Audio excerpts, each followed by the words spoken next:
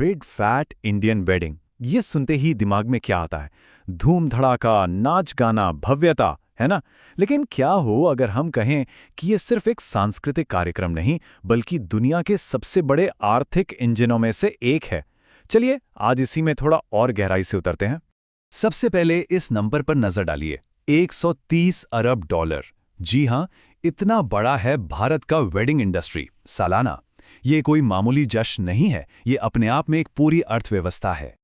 अच्छा, अब इसको थोड़ा परिप्रेक्ष्य में रखते हैं। दुनिया की सबसे बड़ी अर्थव्यवस्था अमेरिका, वहां का वेडिंग मार्केट है 70 अरब डॉलर का, और हमारा 130 अरब, यानी अमेरिकी बाजार से लगभग 2 गुना। अब शायद अंदाजा लग रहा है कि हम किस पैमाने की बात कर रहे हैं। तो आज हम इस पूरे मामले को 5 हिस्सों में समझने की कोशिश करेंगे। पहले इस इंडस्ट्री के साइज को देखेंगे, फिर समझेंगे कि इतना खर्चा होता क्यों है, इसके पीछे की मशीनरी कैसी है, नई पीढ़ी क्या बदलाव ला रही है, और आखिर में इसका भविष्य कैसा हो सकता है। तो चलिए शुरू करते हैं पहले सेक्शन से और देखते हैं इस पार्टी का पैमाना कितना बड़ा है। सबसे हैरान करने वाली बात तो यह है कि ये पूरी आर्थिक गतिविधि कितने कम समय में होती है।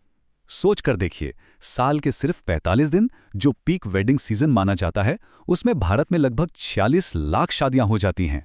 इसका मतलब हुआ हर दिन 1 लाख से भी ज्यादा शादियां, और इन 45 दिनों में ही अर्थव्यवस्था में 78 अरब डॉलर आ जाते हैं।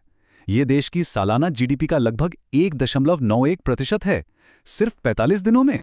और इसको थोड़ा और आसान भाषा में समझें तो वेडिंग इंडस्ट्री भारत की चौथी सबसे बड़ी इंडस्ट्री है। पता है कितनी बड़ी? पूरा एविएशन मार्केट, मतलब सारी एयरलाइंस मिलाकर भी इससे छोटा है। तो अगली बार जब कोई बारात में नाच रहा हो तो ये मत सोचिए कि वो सिर्फ नाच रहा है, वो असल में एक बहुत बड़ी आर्थिक मशीन का हिस्सा है। लेकिन सवाल तो ये उठता है कि आखिर इतना खर्च होता क्यों है। तो चलिए अब इस क्या से क्यों पर चलते हैं और उस लॉजिक को समझते हैं जो इस पूरे खर्च के पीछे है। ये आंकड़ा सुनकर शायद थोड़ा झटका लगे। जेफरीज की एक एनालिसिस के मुताबिक एक औसत भारतीय परिवार अपनी पूरी जिंदगी की कमाई का 20%, जी हां 20%, सिर्फ इस एक जश्न पर खर्च कर सकता है। इससे साफ पता चलता है कि शादियों को कितनी बड़ी वित्तीय प्राथमिकता दी जाती है। इस खर्च को समझने का एक बहुत ही दिलचस्प तरीका है जिसे फैमिली आईपीओ कहा जाता है। अब जैसे कोई कंपनी स्टॉक मार्केट में अपना आईपीओ लाती है ना, जिसके जरिए वो पब्लिक को अपनी कीमत, स्थिरता और भविष्य की क्षमता दिखाती है, ठीक वही काम एक शादी एक परिवार के लिए करती है। तो इस फैमिली आईपीओ के प्रोस्पेक्टस में होता क्या क्या है? सबसे पहले संपत्ति, मतलब वेन्यू कैसा है, कपड़े डिजाइनर हैं या नहीं, गहने कितने हैं। फिर आता है नेटवर्क, मेहमानों की लिस्ट में कौन कौन से बड़े लोग, सामाजिक और राजनीतिक संपर्क शामिल हैं। और आखिर में ब्रांड, शादी की शान और शौकत आने वाले कई सालों तक परिवार की प्रतिष्ठा बनाती है।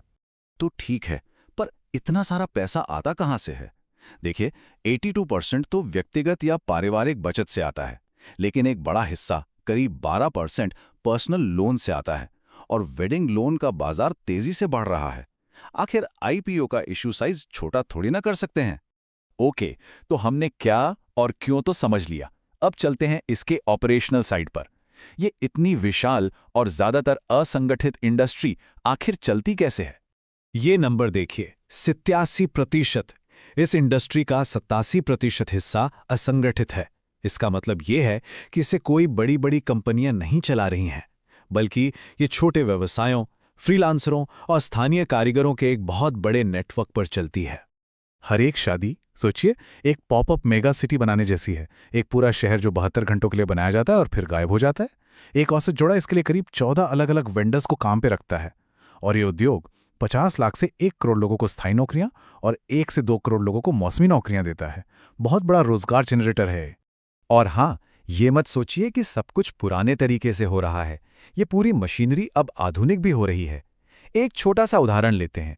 जैसे ये एक ऑनलाइन ट्यूटोरियल है जो एनिमेटेड डिजिटल वेडिंग इनवाइट बनाना सिखा रहा है।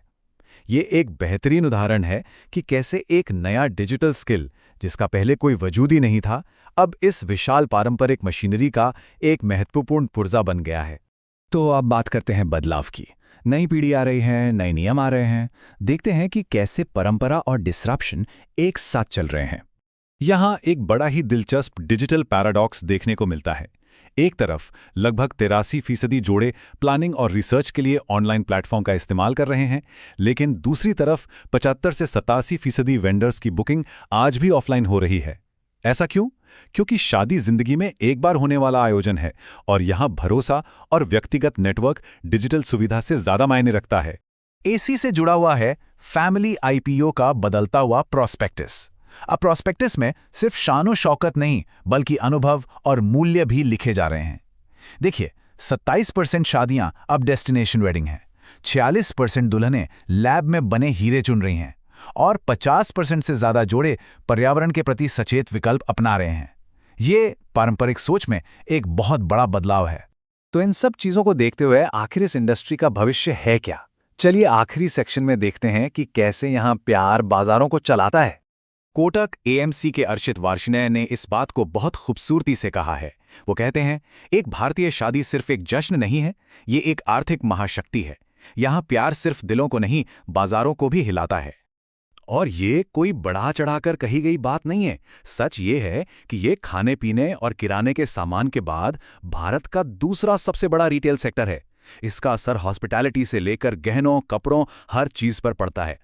तो आखिर में हम एक बड़े सवाल के साथ इस चर्चा को खत्म करते हैं। आने वाले समय में 47 करोड़ और लोग शादी की उम्र तक पहुंचेंगे। सवाल यह है, क्या प्यार इसी तरह बाजारों को चलाना जारी रखेगा या फिर नई पीढ़ी की आधुनिक सोच एक बिल्कुल नया प्रोस्पेक्टस लिखेगी? यही वो सवाल है जो परंपरा और आधुनिकता की कश्मकश को दिखाता है और इसका जवाब ही इस विशाल उद्योग का आने वाला कल तय करेगा।